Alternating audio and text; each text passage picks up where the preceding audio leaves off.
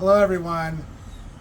Lisa Rodriguez and myself, Paul Francel, have put together a short video to introduce you a bit to the history of Piedmont. Now tomorrow is Founders Day. And Founders Day means a lot to this town. It happened in 1903. What we're going to try to do is bring you back down this very same street, right here on Main Street, Monroe Street, here in Piedmont, and kind of talk to you about what the buildings are. Some of them are still the old buildings that were here way back at the beginning, and a lot of them are newer ones that have replaced businesses such as harness stores that you wouldn't have here anymore. I'd like to talk to you a little bit about why here, what was going on. It's a pretty cool history. Piedmont was here for one reason, and that was because of the railroad. The U.S. government went ahead and decided that they were going to build a railroad from St. Louis to El Reno and on further into the west.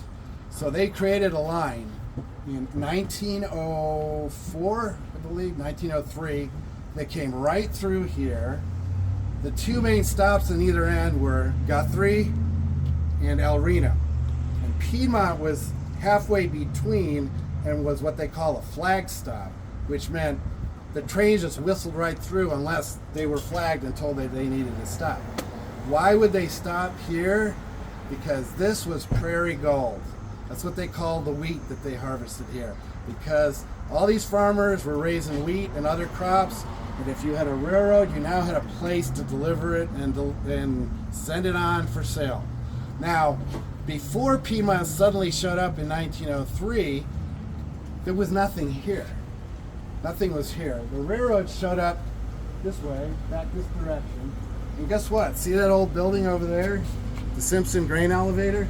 Yeah, that's the grain elevator that was right there next to the railroad. And then next to it, which I don't think it's there anymore, there was a big water tower. As you can imagine, the trains are coming in, the grain is being unloaded from the Simpson grain elevator, which had a different name back then.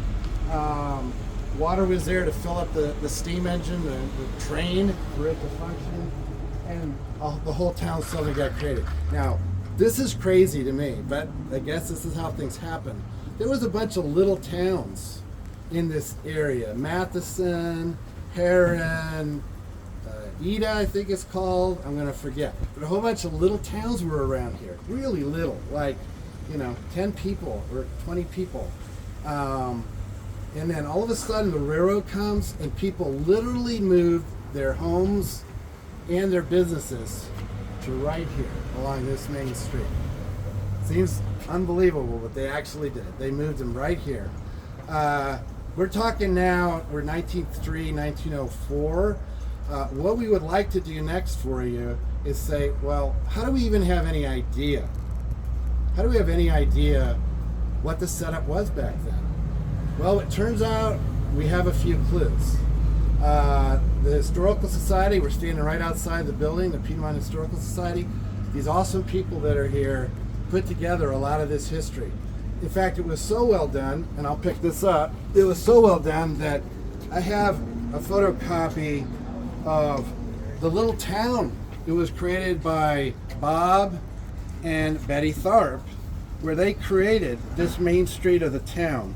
And what we're going to do with you is we're going to go ahead and walk down this way. I want to line you up. Right here would be Daddy's Livery Exchange. We're going to march down this part of the road, and then we're going to come back up this way and finally land at the old store, which has some great history.